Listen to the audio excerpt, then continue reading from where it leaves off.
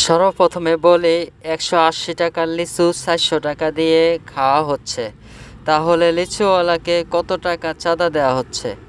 এরপরও ১০০ লিচুর মাঝে কয়েকটা লিচু কম থাকে। আসলে দেশটা কি জালিয়াতের দিকে যাচ্ছে না ভালো দিকে যাচ্ছে, এই বিচার আপনাদের বিবেকের কাছে। তবে আজকে কোরবানি নিয়ে কিছু কথা বলতে চাই। যেমন মুসলমানদের মধ্যে যে সকল ইমানদার ব্যক্তি কোরবানি দিতে পারবেন,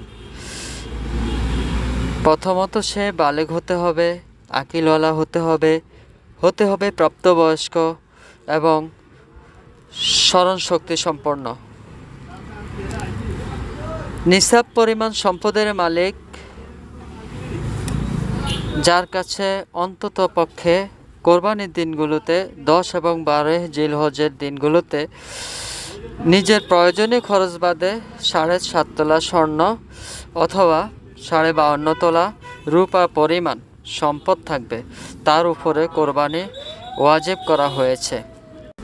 কোরবানির মতো ওয়াজিব কাজ পরিত্যাগের গুনাহ ইচ্ছাকৃতভাবে সামর্থ্য থাকা সত্ত্বেও কোরবানি দিল না, তাহলে সে এক ওয়াজিব পরিত্যাগ করার গুনাহগার হবে। হাদিসে পাকে আল্লাহর হাবিব রাসূল করিম সাল্লাল্লাহু আলাইহি সাল্লাম বলেন, তাকে ঈদগাহে না যাওয়ার নির্দেশ দেওয়া হয়েছে, কারণ কোরবানির বিশেষ সওয়াব থেকে সে ইচ্ছাকৃত বঞ্চিত ব্যক্তি। সে গাফেল ও কৃপণদের অন্তর্ভুক্ত একজন প্রতীক। আল্লাহর সন্তুষ্টি থেকে বঞ্চিত হওয়া এক নিকৃষ্টতম ব্যক্তি। সে কোরবানির ব্যাপারে যে হাদিস রয়েছে তা অমান্যকারীদের মধ্যে একজন। পরিশেষে এতটুকুই বলি, এটি ইব্রাহিম আলাইহিস সালাম এর সকল ইবাদতের মাঝে একটি সর্বোত্তম ইবাদত।